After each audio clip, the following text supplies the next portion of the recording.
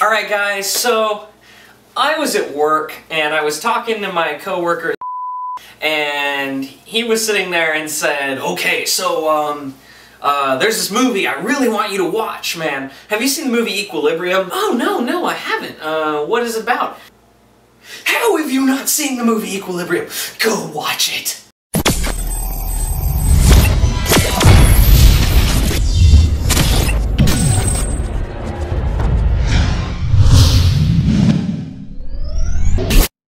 Okay guys, so Equilibrium. I am so sad that I haven't seen this movie yet because where has this movie been all my life? It's me, the cell phone guy. Hi, cell phone guy. Nice to So, have you seen this movie called Equilibrium? It's really cool and...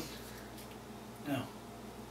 You haven't seen possibly this very action-toning, heart-toning, art-toning movie? What's it about? It's about this guy, and he, in the future, I should say, in the future, art is outlawed to keep war from happening because they believe that creation of art and that kind of thing, beauty, emotion, is the reason why we have wars and death. So then all of a sudden, let's destroy all that. So it's illegal, but there are people who believe against that, and they're put under this drug called Equilibrium. And the few who resist are outlaws, punishable by death. No. Very Blade Runner-esque. Never seen it. Do you even know what Blade Runner is? Oh yeah, it's that movie starring Matthew McConaughey, right? What? Let me Google it. I don't know. This movie just has so much to it. On the surface, you look at it from the Blu-ray cover or DVD cover, whatever you have of it, and you're like, oh yeah, it's an action movie. And based on the look of it, you're like, oh yeah, it's a dystopian future sci-fi action movie. But when you watch the movie and you look at it, it's got so much detail into this world, so much beauty, and it just captures this essence with art and emotion truly being outlawed. And there are these people that defend against the ability of art. It's so relatable on today's scale. It's relatable today because there's a lot of students out there who want to create art but either have the fear or are told they can't by our current system. So this film is relevant even today. To this day, I've even had troubles with the education department. When I tried to make a certain short film of mine called Demodon on Monster Productions 27, shameless advertising, but they tried to limit me, per se. And so this film immediately connected with me, and I'm not the only one who's had this problem, which means this film is relevant to this day, and it's scary to see. What does that do to us in the future if this is already where we're at?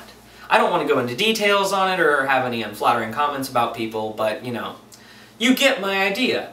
And this film really addresses that, and it truly is just a disturbing and shocking look at the future that is shot so perfectly. It's a neo-noir, guys. It's like Blade Runner, Drive, Only God Forgives. I keep quoting Nicholas Winding Refn with those movies, but you get the point. It is a neo-noir, and it's shot beautifully. Every shot is perfect. And it's got some big names in this movie. I mean, Christian Bale, Sean Bean.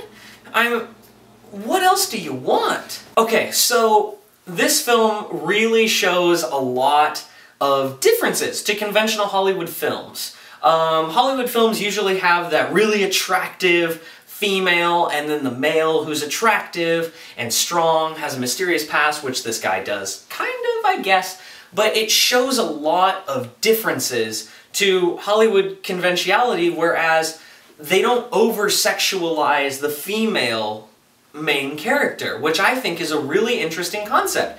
The most sexual it gets is a hand touch, and that's very unconventional for Hollywood movies, and I just think it's absolutely brilliant that they do something like that. Oh, hi! I don't care how you get the cheerleaders, just get them, alright? Yeah, the cheerleaders. Hi, yeah, I know the cheerleaders. You know, this film sounds more interesting the more I hear about it, but it still hasn't got me sold. You're talking about all this artsy-fartsy stuff that, no offense if they're artsy-fartsy, I can appreciate, but, you know, I don't want to see that in an action film. Oh, well, you haven't even heard about one of the most cool and insanely ridiculous, but believable parts of this movie, I have to address to you something I like to call, and they call in the film, so it makes it even more good, Gun Kata. Gun Kata. Yes, Gun Kata. Gun Kata, in the future, because we use guns now, right? You know, martial arts are all about hand-to-hand combat, but if you have an Uzi or a shotgun, and I'm like, I know Taekwondo, you're just kind of like, and bye-bye me, right? Well, this focuses on the martial arts of the gun. Are we talking like bending the bullet?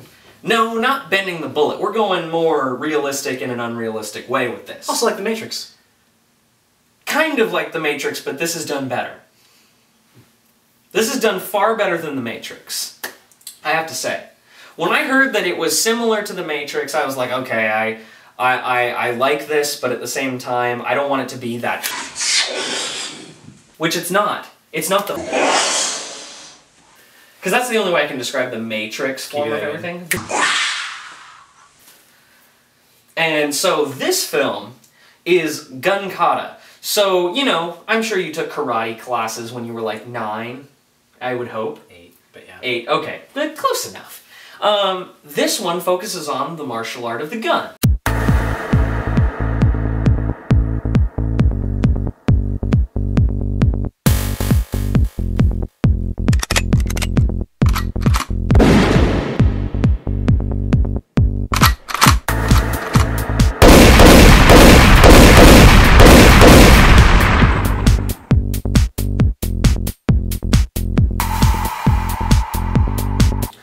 Okay, so as we've tried to convey, the Gun Kata is awesome. So, I mean, even they do melee Gun Kata, range Gun Kata, everything you can think of. It's awesome. I mean, who doesn't love it? The movie as a whole is just well-rounded. With the action, the pacing is great. There's a lot of drama. They do some great things with flashbacks. I won't spoil what the flashbacks are, but the flashbacks are done really well. And they really convey the story. And in terms of acting, Christian Bale really portrays the brainwashed character that's slowly being exposed to a world perfectly. There's a scene with Beethoven that Bale is walking through an area, and it's just amazing. It's emotional because within, I'd say maybe 8 minutes of watching this film, immediately you were involved in this world, you were intrigued, and you were connected. So, you know, this thing isn't trending on Twitter. How come? I would indeed score this film at somewhere around a 99 to 95%. It's hard to review an older movie because of nostalgia, but there was a scene with Sean Bean in Poetry that just sold the film for me. That was perfect. Could you not check your cell phone for 10 seconds? The cheerleaders are right outside. Are you going to... Hang on. So, I just have to say, this film, if I was in 2001, I would probably say this is a 97%. Because of that second act, it was a little bit hard for me, but my coworkers did say this is one of the greats for him. This is one of the films that he could watch at any time, understand completely why. It is a flawless film in the sense that if you watch this film now, it's still relevant today, you can enjoy it. I, on top of that, have to say, absolutely go see this film if you have not seen it. If not, I'm sorry I haven't seen it yet. And so, you know, even... Hashtag watch it. Even though this isn't on Twitter, would you watch it now? Absolutely. Like and subscribe, and make sure you comment below and have him review Bates Motel Season 2. No, don't do that. Because then I will be forced to do this, because Bates Motel is that bad. Cheerleaders are waiting for you. I can't. No, it's Bates Motel. Oh, it's better than the Carrie, cheerleaders. Still. The remake. Well, both Carries. I can't do it. Can I have the $12,000 in your savings account?